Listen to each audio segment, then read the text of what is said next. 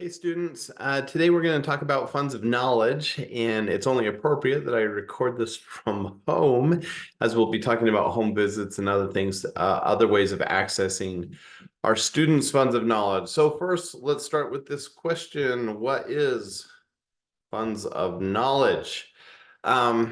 Just as you take a funds out of an ATM machine or something else, it's what you access that gives you, in this case, information that will allow you to differentiate your instruction and customize what you do for your individual classroom and for the students within that classroom, those individual students within the classroom. So this, of course, is important. It's why we've been talking about it for a few weeks, but we want to now talk about practical ways of accessing those funds of knowledge.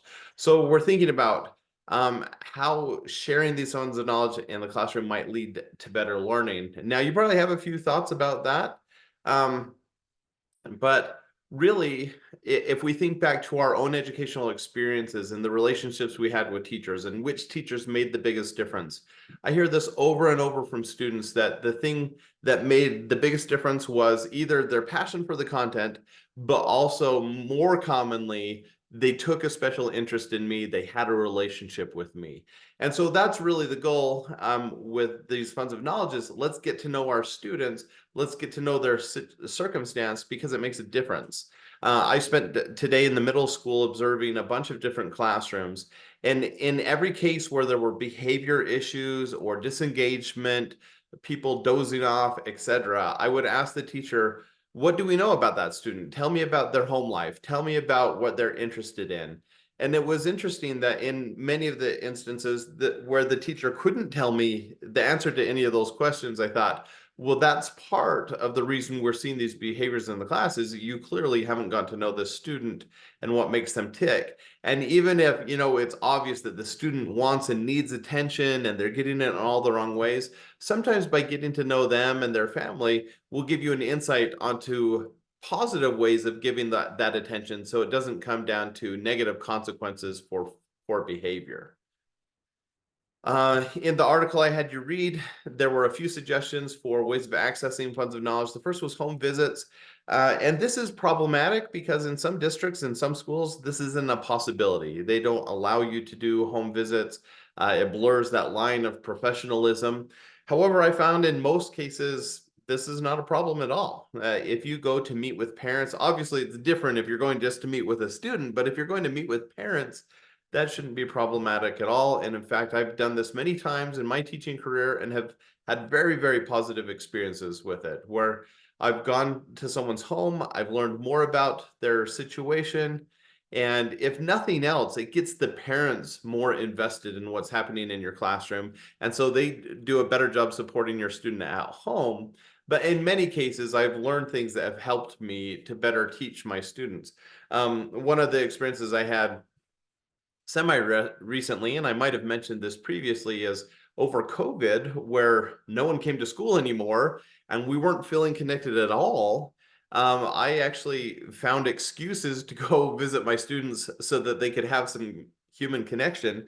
And so all I did was I would regularly message or email my students and their parents and ask, do you have books to read? Are you keeping up with this or that?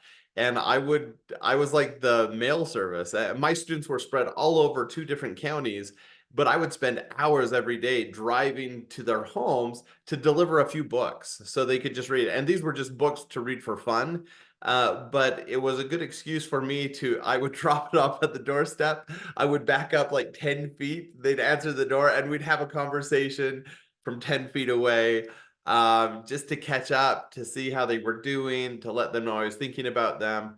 And those visits made a big difference on my classroom. And once we were able to come back to school, I had much more buy-in from my students. And I think that was a big part of it, was making those home visits. Another suggestion is inviting parents to come into your classroom. Now, there are some normal, natural times to do this. So when you need support for something like a class party, or maybe you're doing like a science fair or some other activity, maybe it's a field trip, that's a good time to invite parents in. And I have found that often the parents that I struggle to get to come in for parent-teacher conferences and other things have no problem coming in for a school carnival or for a party. And so that's a good opportunity to get to know families. But it's even better if, like in the examples shared in the reading, it's to have a family come in to share something about their family, to share something about their heritage, to say, this is how we spend a lot of our time last summer. And so look for those opportunities, especially as they come up naturally. If you're doing something in your curriculum and it relates to something where you think, maybe one of my students has some experience with this, or maybe their family has this background, that's a good excuse to invite parents to come in. I always loved that. Again, in elementary school, if we were studying Peru and I had a student whose family was from Peru, I would have them come in. Or when we were studying haikus from Japan, I had a student who had Japanese heritage. Her grandparents were Japanese. And I had the family come in and talk a little bit about Japanese poetry. So there's a lot of opportunities for things like that. Finally, they suggest find way for parents to share their funds of knowledge outside of classroom hours. And sometimes those are the best opportunities, because you could do like a class service project, or your whole class could go to support one of your classmates in their soccer game or something like that. And when you have those opportunities to intermingle with the families of your students and with your students outside of the classroom, that often can make a big impact. I know we would schedule things from time to time that would happen on the weekend. And even in higher education at the university level, early on in my career, I was better at this. I need to get back to it, but I would always have barbecues at my house and we'd play volleyball and I'd play the piano with my students. We'd have jam sessions, and it was a cool way for them to get to know my family. But it was cool to have them just outside the classroom in this different context. Now, obviously, in that situation, I'm not getting to know their parents and their extended family or anything like that, but I think it's a decent example. I want to take you through an activity I do with my face-to-face students, just so you can kind of see, we're kind of doing this version of a culture day or a heritage day where you're making a video or a PowerPoint slide to share with us about your history. This is one of the activities I did this week in my class, and I think it was a lot of fun. In fact, in one of my classes, where there aren't usually as many smiles and laughing, it's early in the morning, they're tired. This week, it was a blast. It was really fun to go through some of this. So what we do is we call it speed sharing instead of speed dating. I cycle through these next few slides and you just rotate down the table. So we're all rotating around, so you're paired up with someone opposite you. And we just talk about what makes you different from everyone else in this classroom. So thinking about your own family and your own heritage. So we start with home language. And most of my students speak English. And so it's English, but do you have any like things that you do within your home? Maybe there's an accent, or maybe you have a cousin from Greece, or, so you extend that circle a little bit.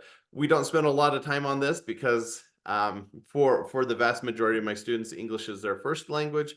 But it can be really helpful for the very few students where maybe English isn't their first language, and they get to share about what that's like speaking something else at home and then coming to school.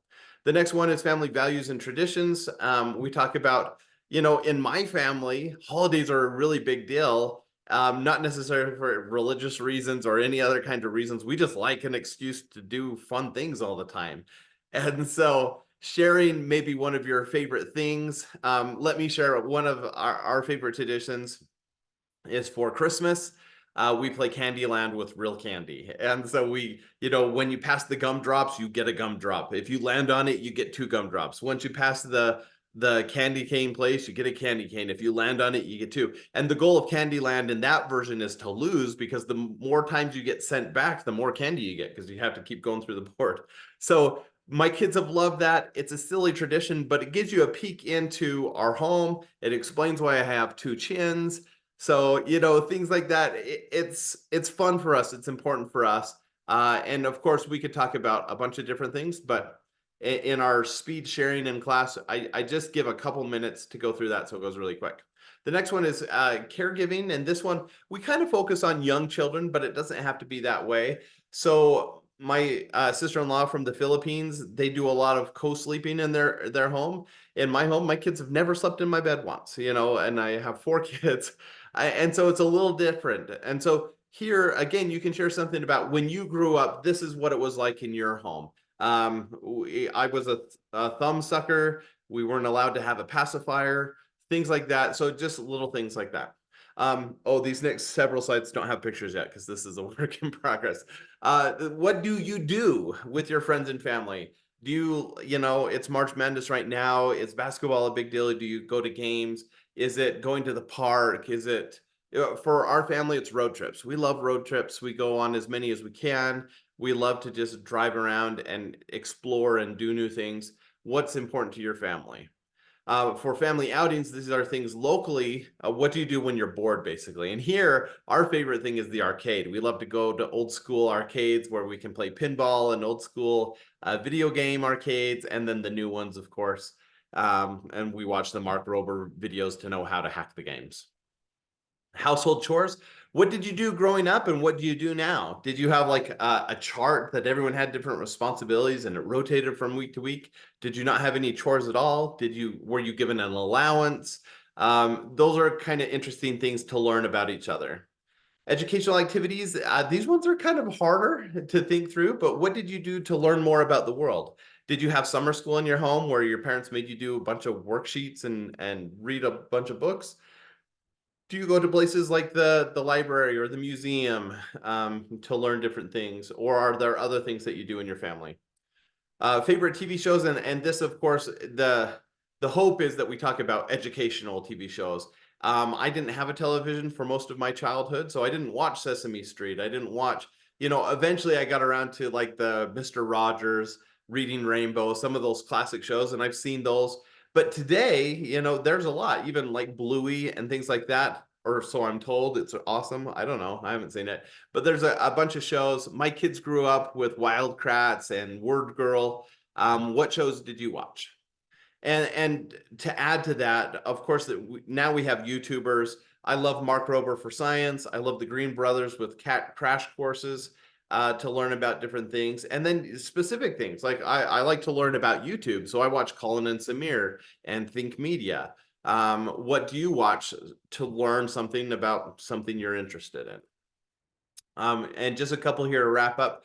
Family occupations, we find that a lot of families, maybe you come from a family like this, where you're maybe from a teaching family, your mom was a teacher, your grandma was a teacher, your uncle's a teacher. In my family, there's not really a trend, but if I do look back over the last few generations, we do have quite a few engineers in my family. My father's not an engineer, but my grandfather was, and a couple of my uncles were. And so that kind of has been passed down. But I think one thing that has certainly been passed down, not necessarily an occupation, but this desire to get higher education, to get a college degree, that's been really an important part of my heritage. My parents really valued theirs. My father didn't get a bachelor's degree when he was younger. He had to go back and finish and then eventually got an MBA. But we value education. And finally, a couple, I think, is this the last one? That's the last one. Scientific knowledge. This is stuff like family values. Like, do you do recycling? Do you think about exercise and health? What about the world is interesting to you? Are you maybe a rock family? My wife loves to collect rocks and learn about it. Other families love identifying trees or plants. Are any of those things an important part of your family? So that's the exercise we go through. It takes about a half hour in class, but it's so much fun to learn little things about each other. And as a teacher, I get to walk around while they're all sharing ideas with each other and kind of listen in and share some of my heritage as well, which is a lot of fun. Now, in face-to-face, we then do a culture day, which we'll be doing later this week, where people come in and share stories about their heritage or what makes them who they are. I already made a video that I shared with you about my own heritage, and sometimes it's as simple as grabbing Voltron from your office and talking about how in my childhood I never had anything like this because we were poor, and I always thought it'd be so cool to one day have Thundercats and Voltron. And so when I got old and had my midlife crisis, I went to eBay and I bought these. But that tells you a little bit about my childhood, that I wanted to be like the other kids. We just didn't have the same resources and maybe opportunities. But it's kind of fun to be like totally geek out on the 80s now. That's a fun part of my history. You can't see, this is my newest thing behind me. It's a Sword Quest comic book. I never collected comic books, but I love the book Ready Player One. It's one of my favorite books of all time. And in Ready Player One, there's an obscure reference to Sword Quest, which is a comic book that accompanied Atari video games. And it was part of the hunt for the holidays egg. And so I have little stuff like this in my life just because I geek out on stuff like that, which is kind of fun. So, dun, dun, dun, dun. So my hope for today was just to share with you a few thoughts of things that you might do in a future classroom, or that you could, to some extent, do with us now as we're sharing with each other a little bit about our culture and our heritage and what makes us who we are. I think this is a really fun part about being a teacher. I think teachers need to have more fun in the classroom. We need to have days that we look forward to. And something like a culture day is something where parents can come in, where kids can get excited. Maybe they bring in food or different souvenirs or whatever. But I've always had great experiences with these kinds of activities at school, and I think it's what makes your class memorable. It's what these kinds of things that help students look forward to going to school. So even if it doesn't have a direct impact on their learning right away, I do think it makes a difference in the long term. So that's our lecture for this week. Hope you got a little bit of something out of it. All right, see you later. Bye.